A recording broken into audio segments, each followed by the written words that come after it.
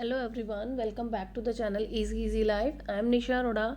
Today we are going to discuss about the previous year papers conducted by RPSC.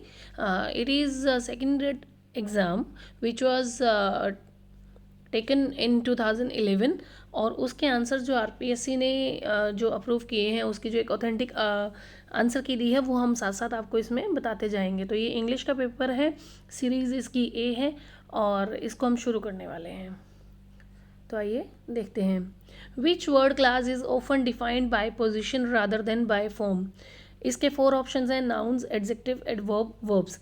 लेकिन दुख की बात यह है कि आरपीएससी ने इसका आंसर ही डिफाइन नहीं किया। ठीक है, तो इसके अकॉर्डिंग आरपीएससी ने कोई भी इसका आंसर नहीं दिया है। Next question is the nominative forms of the personal pronoun of the first and third persons are. पहली चीज़ हमें ध्यान रखनी है कि फर्स्ट पर्सन और थर्ड पर्सन के बारे में बात की गई है। अगर आपके इसके आंसर नहीं आते ना तो आप प्रोसेस ऑफ एलिमिनेशन से भी इसके आंसर इजीली कर सकते हो। तो देखो, जहाँ पर सेकंड पर्सन के बारे में दिया हुआ तो वो 2 आंसर तो आपके पहले से ही कट आउट हो गए।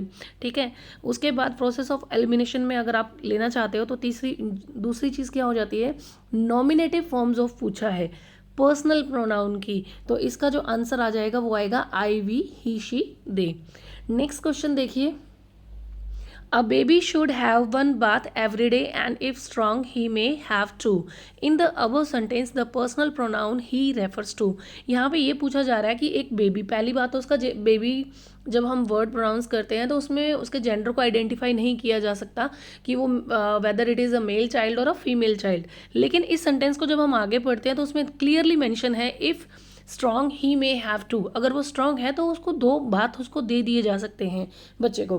तो यहाँ पे ही उसमें मेंशन किया गया है ऑलरेडी, तो हमें सिर्फ इतना ही ध्यान रखना है।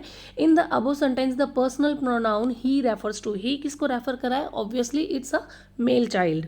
ठीक है, नेक्स्ट क्वेश्चन है, reflexive pronouns are also known as.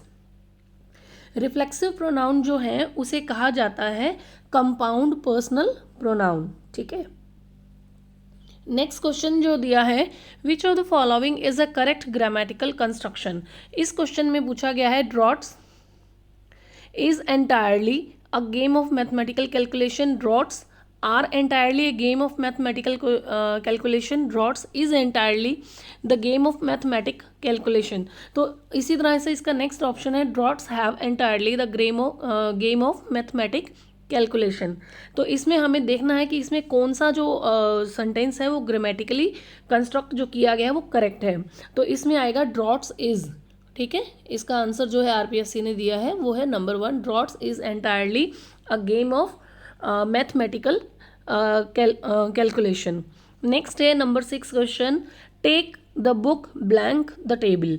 इसमें आपको प्रपोजिशन यूज करनी है of, in, into, out of. तो आप अपना आंसर जो है वो ये इस तरह से लगा सकते हैं। आरपीएससी ने भी जो इसका आंसर दिया है, take the book off the table. Next question है, you blank not drive fast, there is a speed limit there. 7 number question में हमें मॉडल्स का यूज़ करना है, which is must, need, will, shall. तो इसमें हमें आंसर जो देना है वो है मस्ट। आरपीएससी ने जो आंसर दिया है, that you must not drive fast, there is a speed limit here, prohibition के सेंस में दिया गया है। नेक्स्ट है इसका जो आंसर है वो है मस्ट। नेक्स्ट क्वेश्चन है number 8, measles blank be quite dangerous. इसमें भी हमें इन्हीं का यूज़ करना है, कैन, मे, मस्ट, शेल। ठीक है, हमारे पास 4 ऑप्शन है, can, may, must and shell.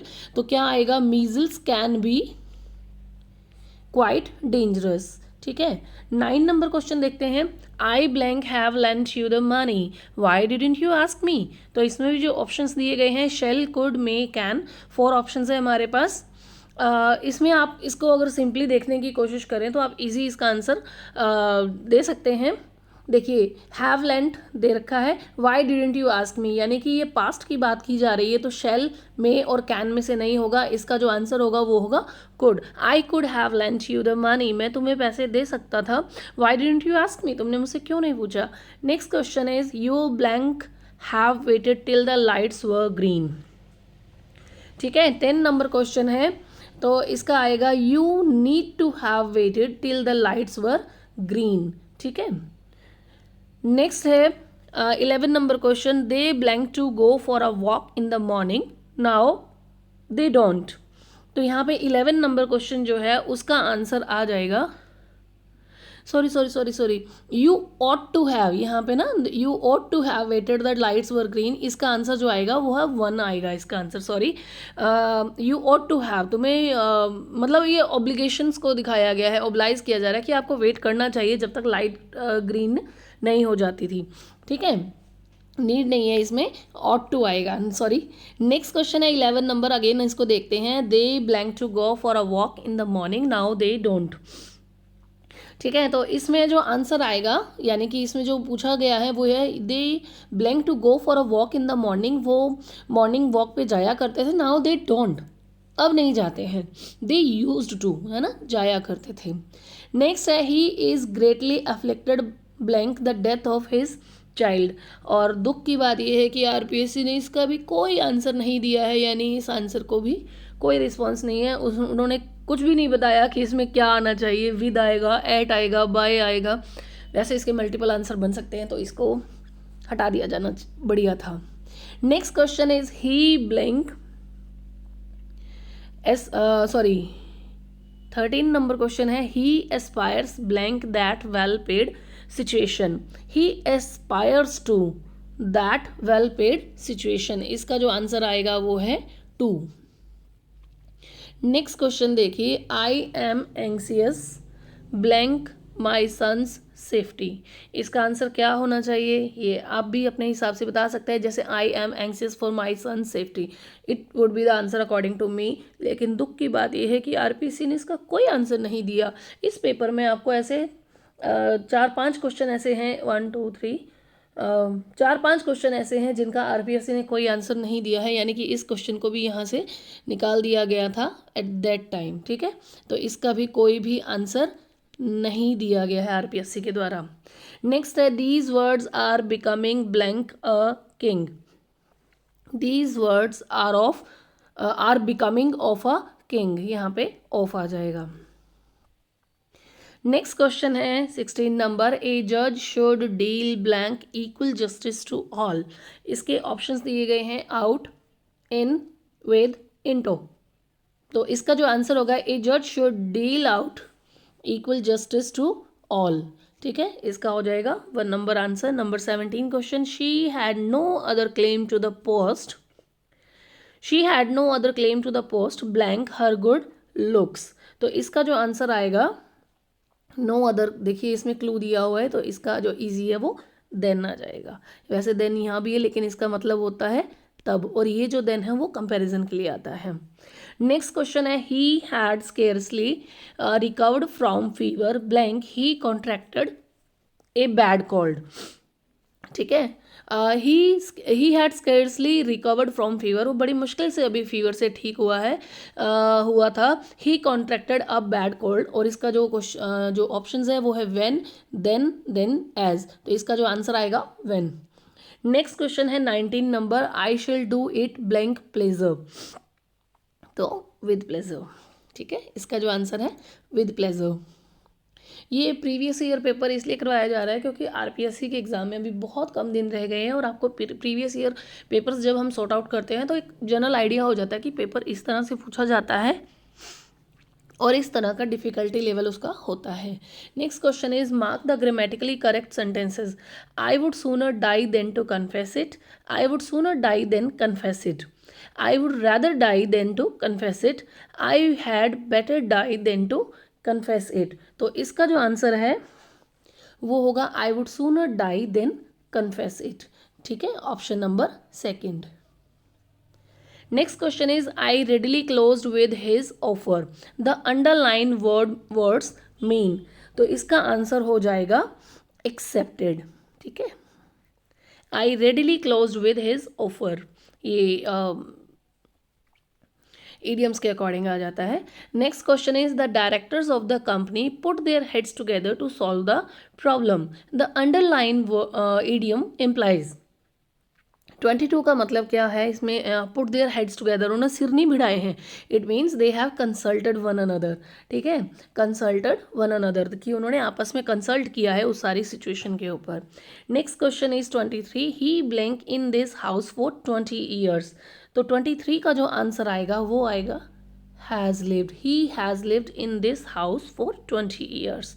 देखिए इनके जो आंसर हैं इस क्वेश्चन के बड़े इजी थे, क्योंकि लिविंग अपने आप में अकेला नहीं आता, इसके साथ कोई ना कोई इज़म और वॉज और या ऐसी वर्ब्स होती हैं, और ये हैज़ हैड लिव नहीं आता, ठीक है। Has had has been living ये भी ऑप्शन गलत था, तो ईजिली आप इसको प्रेजेंट परफेक्ट के अकॉर्डिंग कर सकते हैं, ठीक है। नेक्स्ट क्वेश्चन है, if I blank wealthy I should have many friends. तो 24 का जो आंसर आएगा, सिंपल कंडीशनल सेंटेंसेस दिए हुए हैं। If I were wealthy I should have many friends, अगर मैं वेल्दी होता, संपन्न होता, तो मेरे बहुत अच्छे दोस्त होते। Next question is, if I blank attended the training course I would have learn something. तो इसका आंसर जो आएगा, इफ़ आई हैड, ठीक है। वर्ब का यूज़ होता है कंडीशनल सेंटेंसेस में ज़्यादातर, है ना, तो या फिर होता है इफ़ आई हैड, ठीक है, इफ और वेदर वाले सेंटेंसेस में। Next question is 26 number, this torch blank 3 batteries. 26 का आंसर आ जाएगा, इसमें जो ऑप्शंस दिए गए हैं, is holding, holds, hold, holded, तो सिंपल प्रेजेंट टेंस है, ठीक है। The this torch holds 3 batteries. Next question is, your English has improved blank in 2010 since she started teaching you, since she would be teaching you, since she could be teaching you. तो इसका जो 27 का जो answer होगा, since she started teaching you, यहाँ पर ये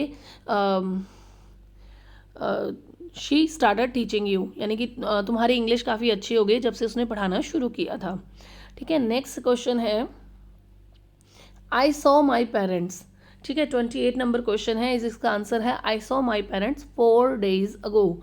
I saw my parents 4 days अगो, मैंने मेरे पेरेंट्स को 4 दिन पहले देखा था। 29 क्वेश्चन नंबर लेते हैं, I went to the court because I blank is show cause notice, ठीक है। तो इसका जो आंसर आएगा वो आएगा, आई हैड रिसीव्ड, यहाँ पे है पास्ट सिंपल, यहाँ पे पास्ट परफेक्ट का आंसर आ जाएगा, इजीली समझ सकते हैं। नेक्स्ट क्वेश्चन है, इनडायरेक्ट स्पीच। 30 नंबर क्वेश्चन आ जाता है हमारा, इसमें दिया गया है, quotation marks are placed at the end of sentence after the full stop, comma, question mark और mark of exclamation. Quotation marks यानी ये जो हम इन्वर्टेड कॉमास वाला जो लिखते हैं ना, क्वेश्चन मार्क, क्वोटेशन मार्क, ये वाले ऐसे ऐसे करके, है ना, ये क्वोटेशन मार्क्स कब प्लेस किए जाते हैं, eight the end of sentence after full stop, comma, question mark, mark of explanation. किसी भी तरह का डायरेक्ट स्पीच का जो सेंटेंस होता है, चाहे वो एक्सक्लेमेशन का हो, क्वेश्चन मार्क का हो, कॉमा दिया हो, फुल स्टॉप दिया हो, है ना, तो उसके अंदर कोटेशन मार्क्स को लास्ट में लगाया जाता है। इसके और भी ऑप्शंस दिए गए हैं, question marks are quotation marks are placed at the end of sentence only after the full stop, quotation mark are placed at the end of sentence only after the question mark, quotation mark are placed at the end of sentence only after the mark of exclamation। देखिए ये जो mark है कुछ inverted commas वाले, इनको हम कब place करते हैं, सिर्फ ऐसे एक्सक्लेमेशन वाले पे नहीं करते, फुल स्टॉप वाले पे नहीं करते, क्वेश्चन मार्क पे नहीं, ये सब सेंटेंसेस में होता है, तो इसका जो आंसर है वो फर्स्ट नंबर हो जाएगा। Next question is, no system of government is perfect, transform in affirmative sentence. ये सेंटेंस हमें दिया गया है, इस सेंटेंस को हमें एफर्मेटिव सेंटेंस में कन्वर्ट करना है, ठीक है।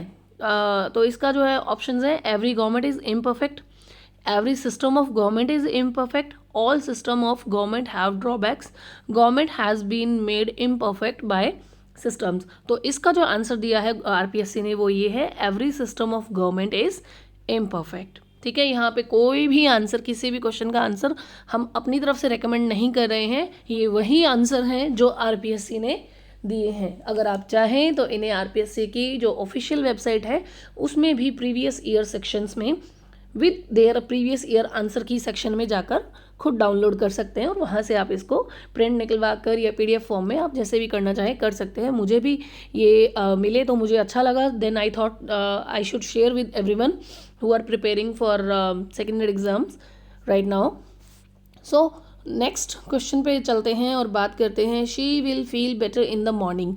इस सेंटेंस को हमें इंटेरोगेटिव सेंटेंस में कन्वर्ट करना है। क्वेश्चन नंबर 32 है ये। और इसका जो ऑप्शंस दिए गए हैं, would she feel better in the morning, will she feel better in the morning, will she be feeling better in the morning, would she have felt better in the morning. तो इसका जो option आएगा, answer आएगा, वो है answer number 2, will she feel better in the morning. Next question है, those women speak German, add a question tag. Question tag को हमने यहाँ पर फॉर्म करना है, दोज वुमन स्पीक जर्मन।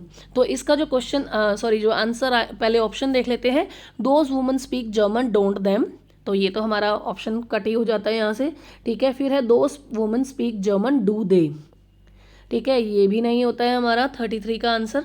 फिर है those women speak German don't they, those women speak German did they. तो यहाँ पर ये स्पीक फर्स्ट फॉर्म है, तो यहाँ पर इसका जो ऑप्शन आएगा वो है 3rd नंबर आ जाएगा।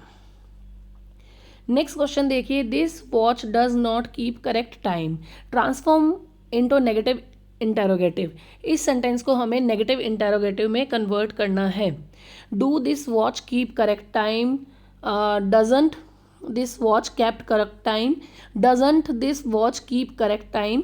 नेक्स्ट है, does the time given by this watch is incorrect। तो हमें इसको नेगेटिव इंटरोगेटिव में करना है, तो हमारा ऑप्शन नंबर 3rd आएगा, doesn't this watch keep correct time, negative interrogative में कन्वर्ट करने पर। नेक्स्ट क्वेश्चन है, was he not a villain to do such a deed, transform into assertive sentence में हमें इसे कन्वर्ट करना है। He was a villain to do such a deed, he is a villain to do such a deed, such a bad deed he do, he did a bad deed, readily he is a villain।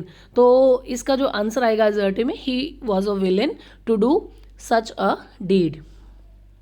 Next question देखिए, in which of the following do function as a substitute for the verb in questions which ask about action. इस question में जो हमसे पूछा जा रहा है वो है, डू एक्शन करता है as a substitute for the verb in question. Verb की सब्सटीट्यूट के रूप में जब क्वेश्चन किया जाता है, किसी एक्शन को करने के बारे में पूछा जाता है। नेक्स्ट ऑप्शन जो फर्स्ट है वो है, what do you do in the evening, तुम इवनिंग में क्या कर रहे हो। नेक्स्ट है, do you like that movie, क्या तुम्हें वो मूवी पसंद आई। I do go to the class once in a while, मैं क्लास में एक बार जाता था। I do write to him every day, मैं उसे हमेशा लिखा करता था, है ना, उसके बारे में लिखता था रोज़ाना।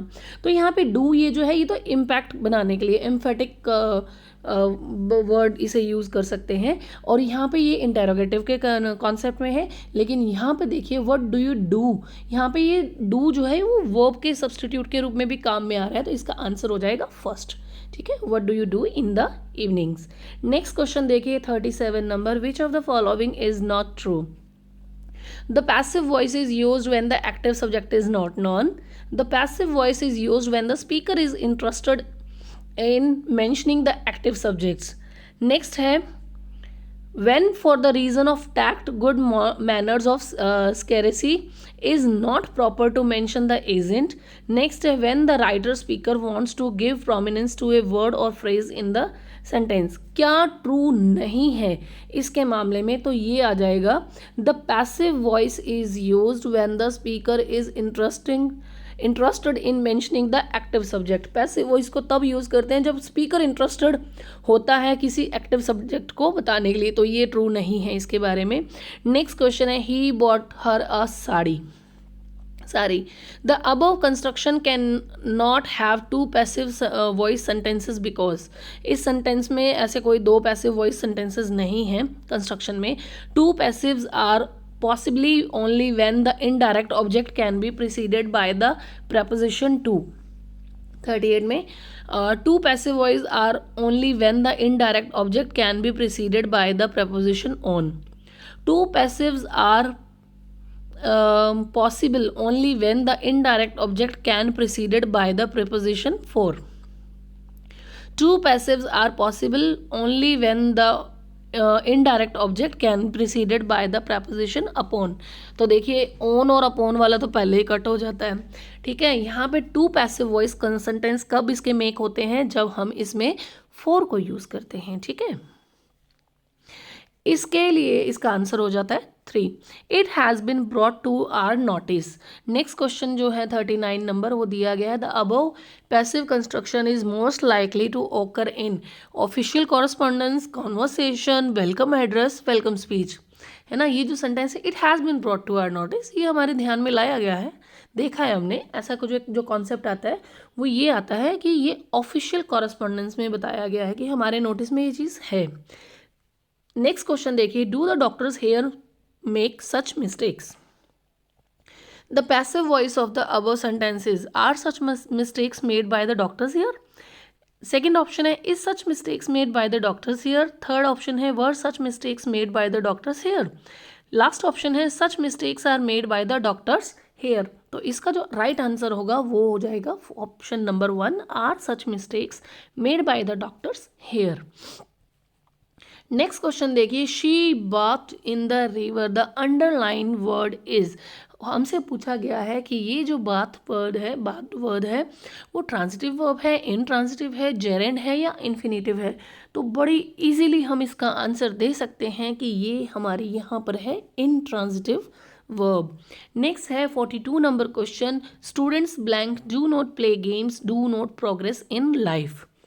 तो इसमें हमसे पूछा गया है कि इसमें क्या आएगा. तो हु, होम, दैट और विच में से हम इसको क्या करने वाले हैं. इसका answer students who do not play games. ठीक है, option number 1, do not progress in life. Next question है. I can't read small print blank, I want to get my eyes tested. तो इसके जो ऑप्शन है वो है बट, दैट, देयरफॉर, दो. 43 का जो आंसर हो जाएगा वो है therefore. I can't read small print, therefore I want to get my eyes tested. छोटे छोटे प्रिंट्स को नहीं पढ़ पाते हैं और मुझे मेरी आंखें टेस्ट इसलिए करवानी होंगी. नेक्स्ट क्वेश्चन देखिए 44 number. The little boy grew up blank, he became a great man, the blank the whole world heard about him. तो 44 का जो आंसर होगा उसमें क्या आना चाहिए ये देखते हैं. And though, and but, although but. तो इसका आंसर आएगा एंड. ठीक है, ये आंसर आ जाएगा. नेक्स्ट है 45 number question. The news blank he is retiring false. 45 में इसका आंसर आएगा the news that he is retiring is false. तो इसका आएगा दैट. नेक्स्ट क्वेश्चन है take this blank give that. इसमें ऑप्शंस जो दिए गए हैं वो है ओनली, एंड, नीदर, एज. तो इसका सीधा साधा सा आंसर है, बड़ा इजी सा है. Take this and give that. ये लो और वो दे दो. 47 नंबर क्वेश्चन पे चलते हैं. The question word for all possessive forms such as possessive nouns, possessive pronouns and possessive adjectives is blank. Options जो दिए गए हैं वो है what, whom, whose, where. तो 47 का जो आंसर दिया गया है वो है whose. ठीक है. The question word for all possessive forms such as possessive nouns, possessive pronoun and possessive adjective is whose. ठीक है. नेक्स्ट क्वेश्चन है which question word denotes frequency. कौन सा ऐसा क्वेश्चन वर्ड है जो फ्रीक्वेंसी को बताता है. तो इसका आ जाएगा हाउ ऑफन. क्या आएगा, हाउ ऑफन. नेक्स्ट क्वेश्चन देखिए. An interjection is a word. Options है which express strong feelings, which is always used after a noun, which is always used before an adjective, which is never used in conversation. तो इसका आएगा interjection. क्या होता है, which expresses strong feelings, emotions को, feelings को बताते हैं, है ना. नेक्स्ट क्वेश्चन देखिए 50 number. Which of the following sentences contains a demonstrative pronoun. इन 4 सेंटेंसेस में कौन से डेमोन्स्ट्रेटिव प्रोनाउन है. This is my pen, this pen is mine, this book is hers, that book is red. तो इसका answer आएगा this is my pen. Demonstrative pronoun की बात हो रही है, दिस इज माई पेन. ठीक है, ऑप्शन नंबर 1. 51 नंबर क्वेश्चन देखिए. The 4 demonstrative includes. 4 डेमोन्स्ट्रेटिव कौन कौन से हैं देखिए. तो ये बहुत इजी है. ये है this, these, that, those. This का दैट, दीज, दोज, ये 4 डेमोन्स्ट्रेटिव दिए गए हैं. 52 नंबर क्वेश्चन है. Do you eat much fruit. The underline word in the above sentence is. 52 में जो इसका आंसर है वो क्या दिया गया है. Do you eat much fruit. Fruit word को एनालाइज करना है हमने। यहाँ पर ये सेंटेंस में क्या दिया गया है, काउंटेबल नाउन है नहीं, एक कॉमन नाउन है नहीं, अ कलेक्टिव नाउन है नहीं, तो ये है an uncountable noun. Do you eat much fruit, ठीक है, तो ये अनकाउंटेबल नाउन है। Next question is which of the following is not true. तो यहाँ पर इसके ऑप्शंस दिए गए हैं, abstract nouns are mainly uncountable nouns, concrete nouns are mainly countable nouns, abstract nouns are mainly countable nouns, और 4 number option है एक common noun refers to a class. तो यहाँ पर पूछा गया है कि क्या सही नहीं है, विच इज नॉट ट्रू। यहाँ पर ये ऑप्शन दिएगी कि abstract noun are mainly uncountable nouns, क्या ये है, नहीं ऐसा नहीं है। तो इसका ऑप्शन जो है आंसर जो है वो ये है, abstract nouns are mainly countable nouns. Abstract nouns countable nouns नहीं होती हैं, ये इसका आंसर हो जाएगा, क्योंकि यहाँ नॉट ट्रू पूछा गया, काउंटेबल नाउन्स नहीं होती हैं, ये सही हो जाएगा, ठीक है। If they were here they would tell you, were they here they would tell you, the above two sentence convey. 54 number question में हमसे पूछा जा रहा है कि ये क्या मीनिंग बताते हैं, क्या चीज़ बताने की कोशिश कर रहे हैं, कि ये सेम मीनिंग है ना। हमसे पूछा जा रहा है कि ये सेम मीनिंग है या डिफरेंट मीनिंग है। द सेम मीनिंग है, the second one is more likely in writing, mostly जो राइटिंग में है वो ऐसा पूछा जाता है। सेम मीनिंग है, the second one is more likely in speech, लेकिन स्पीच में ऐसा बोला जाता है, तो ये राइटिंग मैनर में ज़्यादा आता है। सेम मीनिंग है दोनों का। If they were here they would tell you, अगर वो यहाँ होते तो तुम्हें बता देते, वर दे हेयर यहाँ होते दे वुड टेल यू तो तुम्हें बता देते। तो मीनिंग सेम है, लेकिन जो राइटिंग का मैनर है उसमें मोस्टली ऐसा दोनों तरीके से सही है ये, ठीक है। नेक्स्ट क्वेश्चन है, री right the following sentences beginning them with the words given in the brackets. 55 number question पे हम आ गए हैं। इसका है फर्स्ट जो सेंटेंस है वो ये है, other rivers in the world are not so long as the Mississippi. तो इसको हमने जो स्टार्ट करना है वो किस ऑप्शन से करेंगे, देखिए इसमें क्लू भी दिया गया है, कितनी अच्छी बात है ना, क्लू भी दिया गया है, तो हमें बस उसी वर्ड को स्टार्टअप में लेके चलना है। तो 55 में जो इसका आंसर है ना वो प्रोसेस ऑफ एलिमिनेशन ले लेते हैं। तो पहला नंबर तो बिल्कुल भी नहीं है, नो अदर रिवर से दिया गया है तो वो तो नहीं है, पीछे बच गए हैं 3। अब इनको देख लेते हैं जी, है ना। यहाँ पे दिया गया है other rivers in the world are not so long as the Mississippi, तो इसमें पूछा जा रहा है the Mississippi is the longest river in the world, ठीक है, ठीक है। और फिर है the Mississippi is the longest river of the world, in the world और ऑफ द वर्ल्ड, इतना ही फर्क है 55 में, यही चल रहा है। 4 ऑप्शन है, the Mississippi is absolutely the longest river, तो 4 नंबर ऑप्शन भी कट हो गया। अब हमारा ये ध्यान देना जरूरी हो जाता है कि मिसिसिपी लॉन्गेस्ट रिवर है ऑफ द वर्ड या इन द वर्ड, तो ये इन द वर्ड है, ठीक है, इन द वर्ड, इसका यानी कि आंसर नंबर 2 हो जाएगा 55 में, answer number 2। Next question is 56 number question है, other places in India are not so beautiful as Kashmir. Other places in India are not so beautiful as Kashmir, तो यहाँ पर हमें प्रोसेस ऑफ एलिमिनेशन फिर से वही करेंगे हम। देखिए 1 नंबर तो क्वेश्चन ये जो है 3 number, no place is so beautiful as Kashmir, तो कश्मीर इससे स्टार्ट हो रहा है, तो हमें हिंट पहले ही मिल चुका है, ठीक है। Kashmir is the most beautiful place in India, Kashmir is more beautiful place in India, Kashmir is not a very beautiful place. Not वाला दिया है तो पहली बात तो पॉजिटिव सेंटेंस आएगा, है ना, तो हमारा 4 नंबर ऑप्शन भी कट जाता है। तो यहाँ पे कंपैरिजन की बात तो हो ही नहीं रही है। Kashmir is the most beautiful place in India, इसका आंसर हो जाएगा 1 नंबर। नेक्स्ट है other bazaars are not so crowded as the Bapu Bazaar, इसका हमें वही आंसर जो दिए गए हैं, द बापू बाजार इज, यहाँ से शुरू हो रहे हैं, तो हमारा 3 नंबर जो आंसर है वो तो पहले ही कट हो गया है, ठीक है, 57 का। अब देखते हैं बाकी ऑप्शंस की तरफ। द बापू बाजार इज द मोस्ट क्राउडेड बाजार, ठीक है, ये ऑप्शन भी अच्छा लग रहा है। द बापू बाजार is certainly A crowded place, नहीं, इसमें सर्टेनली वर्ड की हमें कोई ज़रूरत नहीं है। द बाजार is not so crowded a place, ये तो है ही नहीं, तो हमारा जो आंसर है वो बेझिझक हम इस आंसर की तरफ जा सकते हैं। द बापू बाजार इज द मोस्ट क्राउडेड बाजार, ठीक है। अब देखिए 58 नंबर क्वेश्चन की तरफ। Change the following sentences as directed in the brackets. 58 number question पे देखते हैं। Abdul is older than any other man in the village, convert into superlative degree. Superlative degree में करना है, कंपैरेटिव डिग्री का एग्जाम्पल दिया हुआ है, तो हम इसको क्या, इसका आंसर करने वाले सिंपल लेते हैं। Abdul is the oldest man in the village. Abdul is the most old man, नहीं ये तो होगा ही नहीं। Abdul is the oldest man alive, alive word हमें कुछ ऐसा दिया नहीं है। Abdul is older then all the people in the village, तो ये भी नहीं है। इसका आंसर आएगा Abdul is the oldest man in the village. Next है 59 number. Mount Everest is higher than any other peak in the world, convert into superlative degree. Mount Everest is the most high peak in the world, तो ये answer cut गया इसका, ये नहीं है।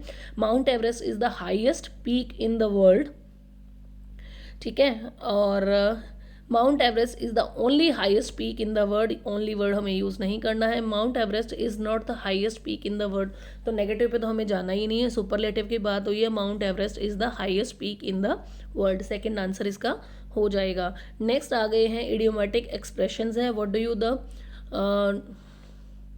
What do the following idiomatic expressions mean, ठीक है। If wild goose chase, इस इडियम का हमें मीन बताना है। A foolish and fruitful search होगा। ए फुलिश बट फ्रूटफुल नहीं, a foolish but pleasant search, a comprehensive search, तो इसका आएगा a foolish and fruitless search. Fruitful नहीं है, फ्रूटलेस सर्च है, ठीक है। नेक्स्ट है a wolf in sheep's clothing. 61 का आंसर जो है वो हमसे पूछा जा रहा है। A wolf in sheep's clothing, भेड़ की खाल में एक भेड़िया। A hypocrite and honest and sincere, and honest and sincere, तो ये तीनों ऑप्शन तो नहीं है, ए हिपोक्राइट हो जाएगा, हाइपोक्रेट, ठीक है। नेक्स्ट है a dead letter. Dead letter का मतलब होता है, यहाँ पे मारना नहीं है किसी को। No longer liked, no longer in force, no longer in control, no longer dead, तो नहीं है ये, no longer in force, second option हो जाएगा, no longer in force. Next है इन अ जिफी। इन अ जिफी का मीन क्या होता है? 63, इसका हो जाएगा वेरी सून, मतलब बड़ी हड़बड़ाहट में, जल्दबाजी में जो लोग रहते हैं, they are in jiffy, very soon, बड़ी जल्दबाजी में जो रहते हैं, शीघ्रता वाले, है ना। Next is there is no smoke without fire, बिना आग के धुआं नहीं उठता। Number 64 question, there is no effect without a background, there is no effect without a cause, there is no cause without an effect, there must be a cause for a happening. यानी कि इसके जो options हैं वो बड़े अच्छे से लुभावने से हैं, लेकिन इसका जो सटीक आंसर है there is no effect without a cause, कि बिना किसी कारण के कोई प्रभाव नहीं पड़ता है, ठीक है। 64 तक हमने इसके जो क्वेश्चंस हैं वो हमने कर लिए हैं। नेक्स्ट देखते हैं, I will always remember your kind cooperation, change into negative without changing its meaning. इस सेंटेंस का नेगेटिव बनाना है बिना इसके मीनिंग को चेंज किए। I will not always remember your kind cooperation, ठीक है, तो हमने इसको नहीं यूज़ करना है 65 में, ये तो इसका आंसर नहीं होगा। नेक्स्ट है I will never remember your kind cooperation, ये भी नहीं होगा। तो यहाँ पे इसका बड़ा प्यारा सा एक आंसर आ गया है हमारे सामने जल्द ही, ये है option number 3, I will never forget your kind cooperation. मैं कभी भी तुम्हारा ये जो दयालु जो सहयोग मेरे प्रति रहा है उसको कभी नहीं भूलूंगा, ठीक है। तो ये इसका बड़ा प्यारा सा आंसर आ गया है। नेक्स्ट है ही missed the train because he was late, change into a simple sentence। तो हमने इसका सेंटेंस बनाना है, सिंपल सेंटेंस में इसको कन्वर्ट करना है। He miss the train because he was late, उसकी ट्रेन छूट गई क्योंकि वो लेट था। Because he was late he miss the train, क्योंकि वो देरी से था, ही मिस द ट्रेन, ये नहीं है। नेक्स्ट है being late he miss the train, देर होने के कारण उसकी ट्रेन छूट गई। तो ये सिंपल सेंटेंस का अच्छा एग्जांपल है। सिंस वाले भी आप देख सकते हो, बट इसका आंसर जो आरपीएससी ने दिया है वो सेकंड ही है, ठीक है। नेक्स्ट लेते हैं 67 नंबर क्वेश्चन को, irrigate the fields and crops will grow fast, change into complex sentence. If you irrigate the fields, the crops will grow fast. If you don't irrigate the fields, the crops will grow fast. अरे irrigate करोगे नहीं तो crops कहाँ से fast grow करेंगी? If you irrigate the fields, the crop will not grow fast. अच्छा, अगर आप irrigate कर देते हो तो क्रॉप्स फास्ट ग्रो नहीं करेंगी, तो ये नोट वाले तो पहले ही हट जाएंगे. Don't irrigate the fields otherwise the crops will grow, ये भी नहीं है. इसका आंसर 67 का जो पहले ही मिल गया हमें. If you irrigate the fields the crops will grow fast. अगर हम फील्ड्स को इरीगेट करते हैं, अच्छे से उनको प्लॉ कर लेते हैं, पानी वानी देते हैं, खाद वाद मिलती है, तो क्रॉप्स अच्छे से ग्रो करती हैं. नेक्स्ट क्वेश्चन है 68 number. To drink wine spoils the appetite, है ना, कि अगर शराब ज़्यादा पीते हैं, वाइन जो पी जाती है, तो उसके से हमारी भूख जो है वो ख़राब हो जाती है ना. If we change the underline infinitive into a gerund the answer will be. अगर इसको टू ड्रिंक को हम जेरेंड में चेंज कर देते हैं तो इसका आंसर क्या होगा. तो देखिए, जेरेंड वाला बिल्कुल आंखों के सामने आंसर है जी. टू ड्रिंक है तो उसको ड्रिंकिंग कर दो, उसके बाद आंसर सारा का सारा ऐसे ही है, और कुछ करने की ज़रूरत नहीं है. देखिए, किसी भी ऑप्शन में जेरेंड दिया ही नहीं हुआ है सिवाय इसके drinking wine spoils the appetite. 69 question है. Every one wants to be a millionaire. हर कोई एक मिलेनियर बनना चाहता है. Change into interrogative. तो इसके ऑप्शन बड़े अच्छे से हैं. No one wants to be a millionaire. अरे ऐसा कैसे हो सकता है? नेगेटिव थोड़ी ना बनाना है, सब कोई बनना चाहता है. कोई कौन नहीं बनना चाहता करोड़पति. Who do not want to be a millionaire. ठीक है, कौन नहीं बनना चाहता है. Who does not want to be a millionaire. Who will want be a millionaire. तो थर्ड नहीं है, सॉरी 4 नहीं है, 1 नहीं है, सेकंड भी नहीं है. इसका आंसर है 3 number. Every one wants to be a millionaire. हर कोई बनना चाहता है. तो यहाँ पे does not want to be a millionaire. बड़ा अच्छा सा इजीली क्वेश्चन इसको आप कर सकते हैं. नेक्स्ट दिए गए हैं. Read the sentences given below and identify the meaning of the underlined phrasal verbs by choosing an appropriate alternative. तो यहाँ पे 70 नंबर क्वेश्चन दिया गया है, जिसमें पूछा गया है if you eat any more cream you will bring it up.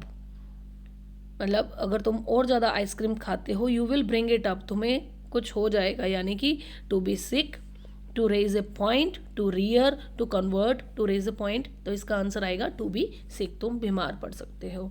Call in a doctor immediately. 71 number question.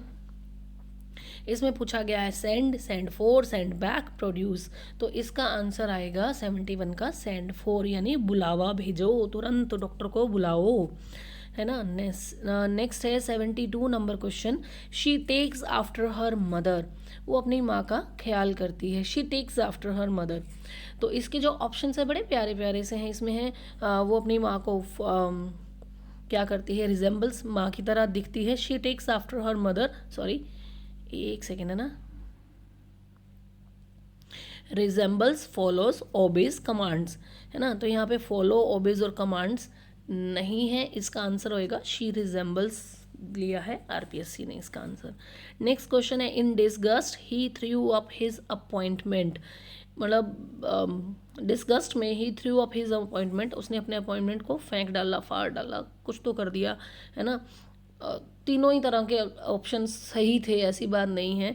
तो यहाँ पे threw away, resigned, embraced, yielded, ये तो नहीं थे. इन दोनों में से कोई हो सकता था, लेकिन आरपीएससी ने इसका कोई आंसर नहीं माना, इसको ब्लैंक छोड़ दिया गया है ना. नेक्स्ट है. If your servant is lazy why don't U turn him of. अगर तुम्हारा सर्वेंट लेज़ी है तो तुम उसे निकाल क्यों नहीं देते हो, है ना. तो 74 में बड़ा अच्छा सा इजी सा आंसर है टू डिसमिस, हटा दो, निकाल दो, है ना, छोड़ दो. नेक्स्ट है. अब हमें दिए गए हैं कुछ फोनेटिक साउंड्स के बारे में, और इसके जो क्वेश्चंस हैं 75 नंबर है टॉम. तो इसमें साउंड को आइडेंटिफाई करना है. तो आरपीएससी ने इसका जो आंसर दिया है वो है सेकंड. नेक्स्ट है कैनो. 76 नंबर क्वेश्चन में जो इसकी साउंड दी गई है कैनो की, वो है कैनो. ठीक है. नेक्स्ट है 77 क्लॉज. क्लॉज में जो आंसर दिया गया है क्लॉज, है ना, प्रोनाउंसिएशन के अकॉर्डिंग क्लॉज. नेक्स्ट है 78 क्लियर. 78 में जो इसकी क्लियर, ईयर, इसकी साउंड को दिया गया आंसर नंबर 1। नेक्स्ट है 79 में हाउस। 79 में जो हमें इसकी जो प्रोनाउंसिएशन दी गई है हाउस, हाउस, हाउस, है ना। इसका जो आंसर है वो क्या हो जाएगा 1 नंबर। ठीक है, 1 नंबर आंसर हो जाएगा 79 में। फिर है देखिए अब यहाँ पर सीधा 90 नंबर क्वेश्चन आ जाता है, क्योंकि आरपीएससी की साइट से ये पेपर डाउनलोड किया गया था। आरपीएससी के पास भी जो ये पेपर है उसमें ये 10 क्वेश्चन जो है 79 से लेकर 89 तक वहाँ पे क्वेश्चंस नहीं दिए गए हैं। आंसर की तो दिख ही गई थी, पूरे उसमें देखा था, बट क्वेश्चंस नहीं है, सो सॉरी फॉर दैट। मेरे पास भी उसके क्वेश्चंस नहीं है, नहीं तो मैं आपको बता देती। नेक्स्ट क्वेश्चन है 90 number, in the grammar translation method. Grammar translation method में क्या होता है? Reading and writing receive the major focus, speaking and listening receive the major focus, speaking receives the major focus, listening receive the major focus. देखिए grammar translation method का simple सा rule है, ठीक है, कि यहाँ पे रीडिंग और राइटिंग पे जो है वो ज़्यादा फोकस दिया जाता है, ना कि लिसनिंग और स्पीकिंग पे। ठीक है, तो यहाँ पे हर ट्रांसलेशन जो भी मेथड आता है उसमें यही कहा जाता है कि LSRW पे फोकस करो, LSRW पे फोकस करो, चाइल्ड सेंटर्ड होना चाहिए, उनकी कैपेबिलिटी के अकॉर्डिंग होना चाहिए, बहुत सारी ऐसी चीज़ें बताई जाती है।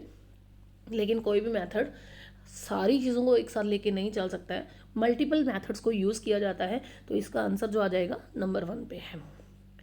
फिर है 91 number question, in the grammar translation method. Grammar, grammar कैसे पढ़ाई जाती है GTM मेथड में? ग्रामर ट्रांसलेशन मेथड कहो या ट्रांसलेशन कम ग्रामर मेथड कहो, TCG कहो, बात एक ही है। इसमें जो ग्रामर है वो डिडक्टिवली पढ़ाई जाती है, निगमनात्मक रूप से पढ़ाई जाती है।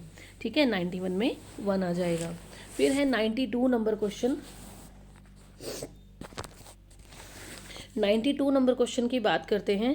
The major weakness of the grammar translation method is it does not provide equal consideration to all 4 language skills. वही बात जो हमने अभी की थी कि LSRW पे इक्वल फोकस करना है जी, तो यहाँ पे आएगा it provides ample scope of learn oral skill. The written aspect of the language is almost completely neglected. The teacher need not necessarily be the master of the target language। तो यहाँ पे पहली बात, क्योंकि मेन LSRW की बात होती है, तो इसका आंसर भी 92 का यही हो जाएगा कि यहाँ पे इक्वल कंसिडरेशन जो है वो LSRW पे नहीं दिया जाता है। नेक्स्ट है 93 number question, which one of the following is not a common feature of the direct method. Direct method की कॉमन फीचर नहीं है, तो यहाँ पे आ जाएगा सीधा सीधा इनके आंसर करते हैं इंटेंसिव रीडिंग प्रैक्टिस, कि यहाँ पे इसकी एक फीचर कॉमन जो है वो नॉट डायरेक्ट मेथड की नहीं है, कि यहाँ पे इंटेंसिव रीडिंग प्रैक्टिस करवाई जाती है, तो ये इसकी कॉमन फीचर नहीं है। ठीक है, नेक्स्ट है 94 number question, the grammar translation method pays little attention to pronunciation. Pronunciation पे नहीं दिया जाता, ग्रामर पे दिया जाता है। ट्रांसलेशन तो है ही, मदर टंग का भी यूज़ किया जाता है रेस्ट्रिक्टेड मैनर में, और लेकिन प्रोनाउंसिएशन पे नहीं दिया जाता कोई ध्यान, ऐसा लिटिल पे अटेंशन होता है। नेक्स्ट बात करते हैं 95 नंबर क्वेश्चन की, grammar translation method puts A tremendous strain on. Grammar translation method जो है वो ट्रिमेंडस स्ट्रेन करवाता है, किसके ऊपर? 95 में आ जाएगा, ऑब्वियस है कि स्टूडेंट्स मेमोरीज के ऊपर स्ट्रेन दिया जाता है, बहुत उनको मतलब फोर्स किया जाता है, पढ़ाया जाता है, बहुत ज़्यादा उनके ऊपर मेंटली उस चीज़ को डाला जाता है कि आपको टारगेट लैंग्वेज को सीखना है। नेक्स्ट है, in the grammar translation method the language most use in class is. यहाँ पे हम इसके ऑप्शंस को ले लेते हैं। इन grammar translation method the language most use in class is, तो इसका आंसर जो हो जाएगा 96 का वो है हमारा मदर टंग, क्योंकि यहाँ पे जो क्लास में जो यूज़ की जाती है लैंग्वेज वो यही है कि हम मदर टंग का यूज़ ज़्यादा करते हैं स्टूडेंट्स को ईजिली उससे गो थ्रो करवाने के लिए, टारगेट लैंग्वेज को गो थ्रो करवाने के लिए। नेक्स्ट क्वेश्चन है, direct method put inputs emphasis on. Direct method जो है वो 97 नंबर क्वेश्चन जो है हमारा वो क्या कहता है कि यहाँ पे direct method puts emphasis on, mother tongue पे फोकस करता है, रूल्स ऑफ ग्रामर पे करता है, ट्रांसलेशन इन हिंदी करता है, direct use of English in meaningful situation. तो ये इसका आंसर होगा हमारा direct use of English in meaningful situations. Next है 98 number question, Indian learners of English generally suffer from the following weakness. तो हमारे जो इंडियन स्टूडेंट्स की प्रॉब्लम होती है वो इंग्लिश को सीख ना पाने की, वो प्रॉब्लम एक्चुअल में क्या होती है कि बड़े अच्छे से ऑप्शन दिए गए हैं। डू नेट चैटिंग करते रहते हैं, ईमेल करते रहते हैं, थिंक दे नो एवरीथिंग, या उनको लगता है हम सब समझते हैं। नहीं, तो इसकी जो मेजर प्रॉब्लम है वो है इनएबिलिटी टू अंडरस्टैंड प्रोनाउंसिएशन। हम एक्चुअल प्रोनाउंसिएशन नहीं समझते हैं। और इंडिया की डाइवर्सिटी तो इतनी खतरनाक है कि आप किसी भी स्टेट के किसी भी व्यक्ति को ले लो, अगर उससे कहो ना कि आप इंग्लिश प्रोनाउंस करके दिखाइए, बताइए बोलकर, तो उनका जो अपना एक जो नेटिव जो स्टेट है ना, जो नेटिव जो एक लैंड है, वहाँ की जो एक्सेंट है वो उनमें आ जाता है। जो हरियाणवी बंदा अगर इंग्लिश बोलेगा तो उसका हरियाणवी टच दिखाई देता है। जो राजस्थानी जो लोग हैं वो इंग्लिश बोलते हैं, जो प्योर राजस्थानी है, मारवाड़ी है, तो उनकी मारवाड़ी झलक मिलती है। इसी तरह से कोई पंजाबी व्यक्ति है जो पंजाब से साइड से रहने वाला है, तो वो बड़ी अच्छी पंजाबी के साथ साथ इंग्लिश भी बोलता है, लेकिन उसमें एक्सेंट जो कहीं ना कहीं वो पंजाबी रिफ्लेक्ट हो जाता है। तो यहाँ पर इनएबिलिटी टू अंडरस्टैंड प्रोनाउंसिएशन, हमने अपनी कंफर्ट के लिए अपने उन प्रोनाउंसिएशन को ग्रैब किया है और इसी को हम अपने हिसाब से प्रोनाउंस करते हैं। नेक्स्ट है communicative competence includes.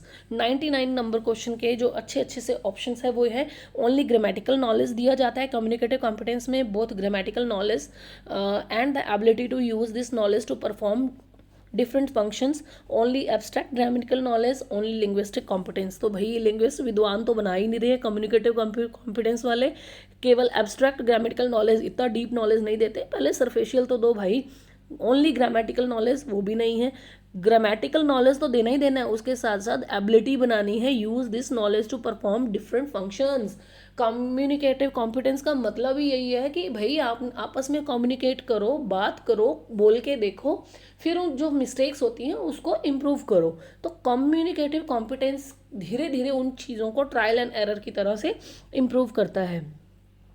100 number question है teaching comprehension is difficult because the reader is not familiar blank with the use of idiomatic phrases in the passage with the author with the age in which the piece is written with the passage. देखा जाए तो अच्छे answer हैं कि हम कौन सा author से मिले होते हैं, सारे लोग है ना, नहीं मिले होते। हमें कौन सा पता है कि वो किस टाइम पे लिखा गया था, क्या फीलिंग थी विद द पैसेज, नहीं, with the use of idiomatic phrases in the passage. हम इससे जो है डिफ़िकल्ट होते हैं क्योंकि हम फैमिलियर नहीं होते हैं idiomatic phrases in the passage. जो भी पैसेज दिया जाता है हम उसमें धीरे धीरे कॉम्पिटेंस लेकर आते हैं, है ना। टीचिंग कॉम्प्रिहेंशन डिफ़िकल्ट होता है क्योंकि हम हर चीज़ को नहीं समझ पाते हैं, इडियोमैटिक फ्रेजेस को पढ़ना थोड़ा मुश्किल होता है। नेक्स्ट है the structural approach stresses on the importance of the spelling of words, fluency, vocabulary, sentence structure. तो इसका जो आंसर आएगा बड़ा प्यारा सा 101 का, वो आ जाएगा number 4 sentence structure. Structural approach बड़ी आराम से बता रही है, स्ट्रेस दिया जाता है सेंटेंस स्ट्रक्चर पे ऊपर दिया जाता है। नेक्स्ट है the audio lingual method is based on grammatical explanation, analysis of content, memorisation of dialogues, writing practice. तो इसका जो आंसर आएगा that is of memorisation of dialogues. Audio lingual method का जो बेस है वो है मेमोराइजेशन ऑफ डायलॉग्स। देखते हैं ना हम जो टीवी सीरियल्स या फिल्म में काम करते हैं, ओटीटी पे काम करते हैं, तो उनको स्क्रिप्ट दिया जाता है कि वो मेमोराइज करें उन डायलॉग्स को, है ना, ऑडियो, क्योंकि उनको वो बोलना होता है। नेक्स्ट है वाई इज टेस्टिंग नेसेसरी। बड़े अच्छे अच्छे से इसके ऑप्शन है, बड़े बड़े हैं लेकिन उसको समझना आसान है। 103 का जो ऑप्शन है टेस्टिंग क्यों आवश्यक है। Testing is necessary to know the achievement level of learner, कितनी अच्छा दिया गया है। Proper utilisation of language resources, ये तो ठीक है। To know the competence of teacher, teacher की कॉम्पिटेंस तो पता चल ही जाएगी भाई, अगर उसको थोड़ा बहुत भी अच्छे से पढ़ाना आता होगा तो वो बहुत अच्छे से एक्सप्लेन करेगा, बहुत अच्छे से बताएगा। नेक्स्ट है testing is necessary to promote the learner, promote भी किया जाता है लर्नर को कि बढ़ा दिया कि तुम पढ़ो, अच्छा पढ़ रहे हो, कर रहे हो, लेकिन अप्रोप्रिएट आंसर क्या है, testing is necessary to know the achievement level of the learner. Next है टीचिंग प्रोज इंक्लूड्स, इसमें क्या आएगा, reading, listening, speaking, writing. Teaching prose में क्या इंक्लूड किया जाता है, तो किया जाता है रीडिंग स्किल्स को, ठीक है, नंबर 1 को। नेक्स्ट है communicative approach to ELT emphasises on grammatical competition, communicative competence, thinking competence और राइटिंग कॉम्पिटेंस। तो 105 का इजी सा आंसर है। कम्युनिकेटिव अप्रोच जो है वो किसको ELT एम्फेसाइज करता है, कम्युनिकेटिव कॉम्पिटेंस को।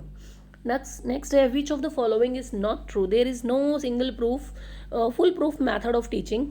सही बात है, कोई ऐसा मेथड है ही नहीं देखा जाए तो, है ना। लेकिन फिर भी हमें अच्छे अच्छे, और अभी पहले ऑप्शंस को देख लेते हैं। No method is intrinsically good और बैड, कोई भी मेथड अच्छे और बुरे नहीं है। All methods can be adopted, ये भी बात सही है। टीचर्स आर थियोरेटिकल पीपल, भाई टीचर खाली थियोरेटिकल ही थोड़े ना होते हैं, प्रैक्टिकल भी तो करवाते हैं भाई। सारा कोई आदर्श ही थोड़े ना इकट्ठा करना है, सिखाते हैं, हर चीज़ बताई जाती है ना। नेक्स्ट है 107 number question, an open ended question allow for opinion as it has. Open ended questions कौन से होते हैं? More than one correct answer, जिसमें एक से ज़्यादा सही आंसर होते हैं। एक closed question has, closed question में क्या होता है? वन करेक्ट आंसर होता है ना।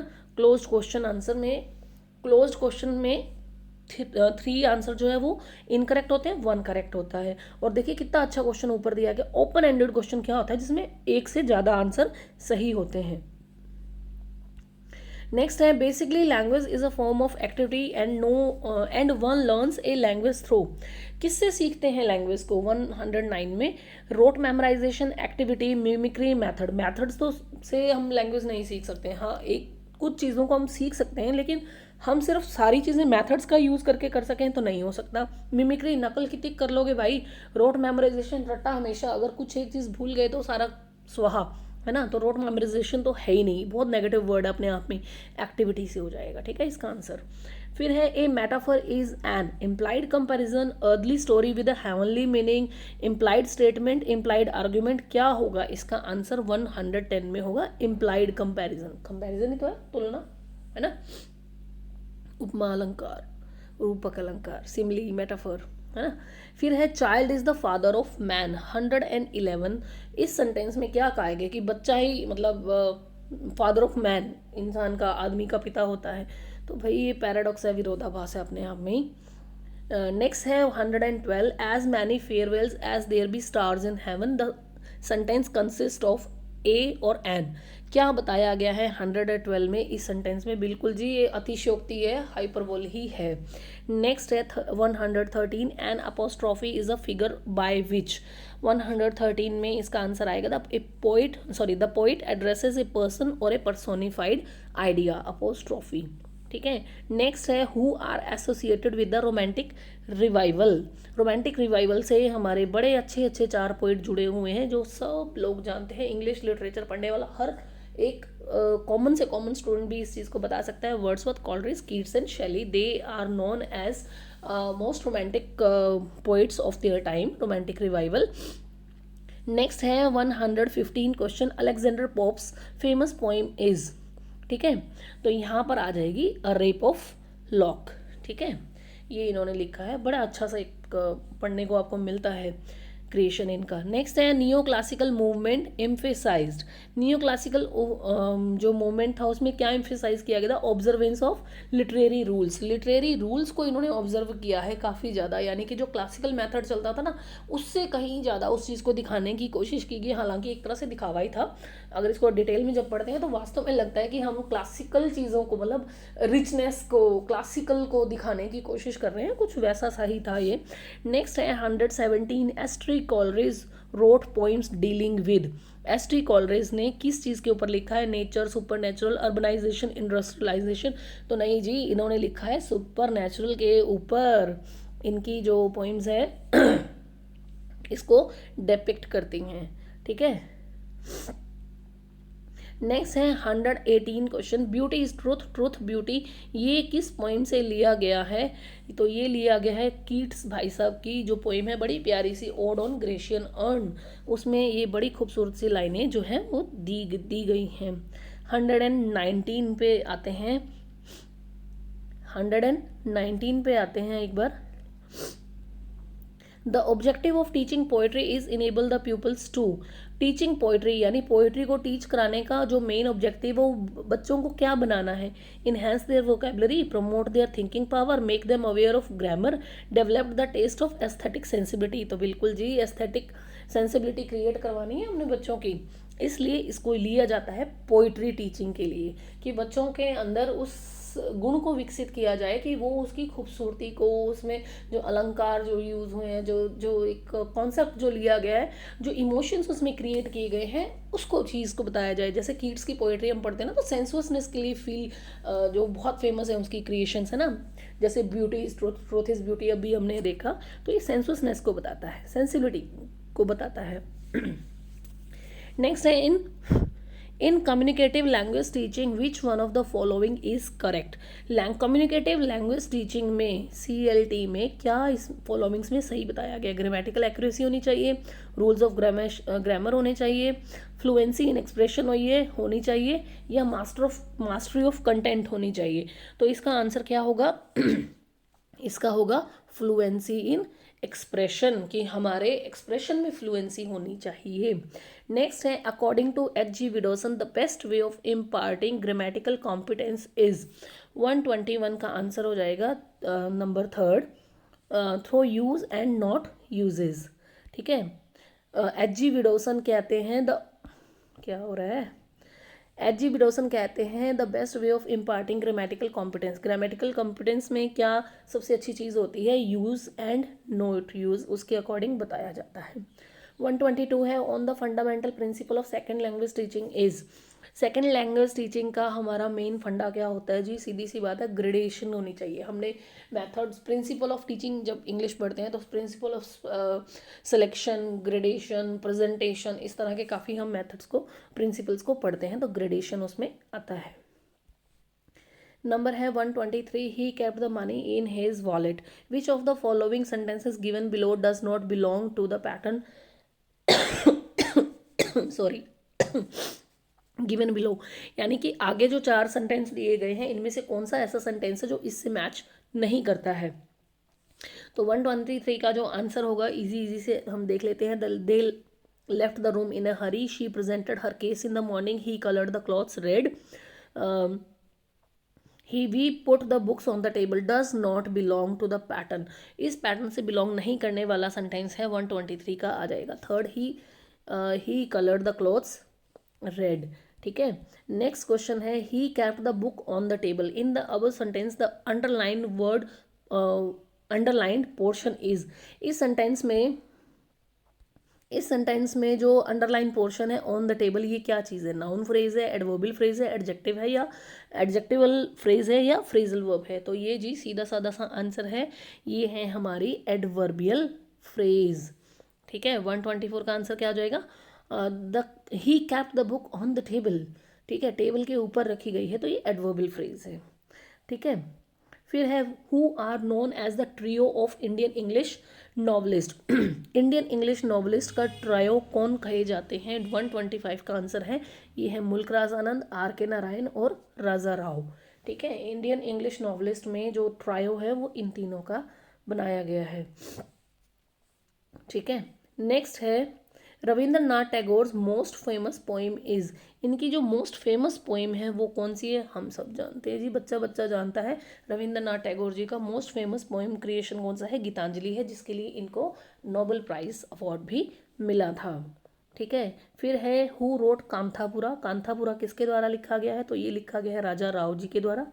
नेक्स्ट क्वेश्चन है, ये एक पैसेज दिया गया है, it was only sporting mood that made Sami enter the gate. Usually he avoided these big places where people were haughty, aloof and inaccessible and kept formidable dogs and servant. तो यहाँ पर इसकी vocabulary को पहले ही हम अगर ध्यान दें तो इसके ऊपर हम अंडरलाइन कर सकते हैं। He went up hesitatingly expecting to be shouted off any moment when he saw a servant coming towards him, Sami held the monkey tight and turn to flee but the servant caught with him and poured out a volley of words. Sami indicated that he would not hear, whereupon the servant explained by signs that my master of house wanted the monkey to be brought up before him. Next question है, sorry first question इसका आ जाता है इस passage का, वो ये है Sami entered the gates of a big bungalow because, ये उसकी लवलीनेस से अट्रैक्ट हुआ था। He wanted to speak the owner, मालिक से मिलना चाहता था। इनवाइटेड बाय द ऑनर, उसने इनवाइट किया था? नहीं, he was in a sporting mood, ऐसे घूमने निकला हुआ था। ठीक है, समी, तो ये इसका आंसर हो जाएगा ये ही was in a spotting mood. ठीक है, नेक्स्ट क्वेश्चन देखिए। वेन सामी सा ए सर्वेंट कमिंग टुवर्ड्स हिम, तब जब सामी ने देखा कि एक सर्वेंट जो है वो बंगलो का निकल कर आ रहा है, तो क्या करा? He turn to run away, भागने की कोशिश की। स्टूड मोशनलेस, चुपचाप खड़ा हो गया। ही मूव फॉरवर्ड हेजिटेटिंगली, आगे बढ़ा जल्दी जल्दी हिचकिचाते हुए। He made the monkey turn on the servant, की मंकी को नौकर के ऊपर चढ़ा दिया, है ना, फेंक दिया, ऐसा कुछ किया उसने? नहीं। तो इसने क्या किया? He turn to run away, उसने भागने की कोशिश की, चुपचाप निकलने की कोशिश की। The servant explain to Sami by signs, because servant dumb था। The servant want to be thought deaf, servant wanted to be thought deaf, कि वो अनसुना कर रहा था। He came to know that Sami was deaf, he did not like his words to be heard by his master, या उसका master उसके शब्दों को सुनना पसंद नहीं करता था, आवाज़ को। तो इसका आंसर हो जाएगा 130 का, सिंपल सा हमारा, क्योंकि उसको पता लगा कि सामी जो है वो डीफ था। The owner of the house, owner of the house क्या? Hated Sami, wanted to see the monkey, wanted to have monkey himself, was afraid of monkey. तो अफ्रेड तो वो मंकी से हुआ ही नहीं था, सामी से भी नफरत की कोई वजह नहीं थी, है ना, वो खुद चाहता था कि वो उसको देखे। तो इसका आंसर आ जाएगा wanted to see the monkey, वो चाहता था कि वो मंकी को देखे। तो वो नौकर को बोलता है कि आजा भाई, ले आ उसको। The word formidable means violent, frightening, very cruel, strong. तो 132 का जो इसका आंसर आएगा वो है वेरी स्ट्रॉन्ग, फॉर्मिडेबल। नेक्स्ट देखिए, 133 से 134 के सेंटेंसेस आगे दिए गए हैं। एंटोनिम्स बताने हैं। A little knowledge is dangerous things, knowledge का तो सिनोनिम तो हम बता सकते हैं और एंटोनिम्स भी बता सकते हैं। 123 का हो जाएगा इग्नोरेंस, ज्ञान, अज्ञान। 134, different poles of magnet attract each other, attract है तो इसका अब आ जाएगा 134 का, 134 का आ जाएगा रेपल। अच्छा, 134 का इसका जो आंसर दिया गया है वो रेपल है, नहीं तो कोई भी पहले डिस्ट्रैक्ट सोचे ना, अलग अलग हो जाए। डिस्ट्रैक्ट नहीं करना है, यहाँ पे रेपल करना है। 134 एंटोनिम्स है इसका। ठीक है, अब है 135, इसमें हमें बताने हैं सिनोनिम्स। वाइल का सिनोनिम बताना है। The deteriorating level of education in many universities in is real while. तो अब ये 134 का जो सिनोनिम पूछा गया है ऑब्नॉक्सियस है इसका आंसर। नेक्स्ट क्वेश्चन है, the story serve as a grim reminder of how urgent it is not to forget the horrors of 1947, है ना। 136 का ग्रीन यानी ग्रिम जो धुंधली, तो इसका आ जाएगा ग्लूमी। ठीक है, नेक्स्ट है ही वॉज नॉन प्लस्ड। 137 में इसका जो सिनोनिम है वो आएगा 137 का, ये आएगा, उप्स उप्स उप्स, सॉरी सॉरी सॉरी सॉरी, हमारे क्वेश्चन कहाँ गए?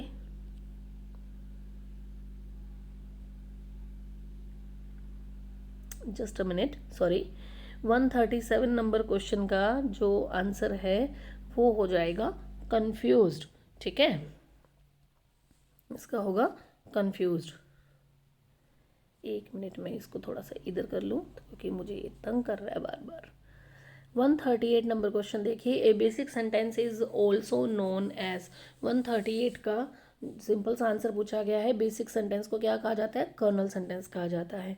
नेक्स्ट है antonym of harsh is, harsh का जो एंटोनिम्स है वो क्या हो जाएगा? माइल्ड। फिर है द वर्ड जुवेनाइल मीन्स। ठीक है, 140 का पूछा गया है, जुवेनाइल क्या होता है? यंग, छोटी उम्र वाले, किशोर, है ना। फिर है 141 का number question, an ode is. Ode क्या होता है?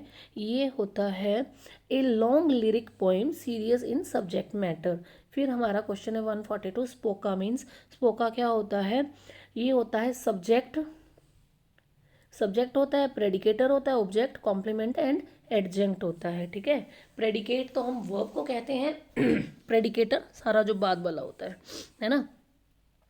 तो इसका 142 का आंसर हो जाएगा टू, प्रेडिकेटर। ठीक है, सब्जेक्ट, प्रेडिकेटर, ऑब्जेक्ट, कॉम्प्लीमेंट, एडजेंक्ट।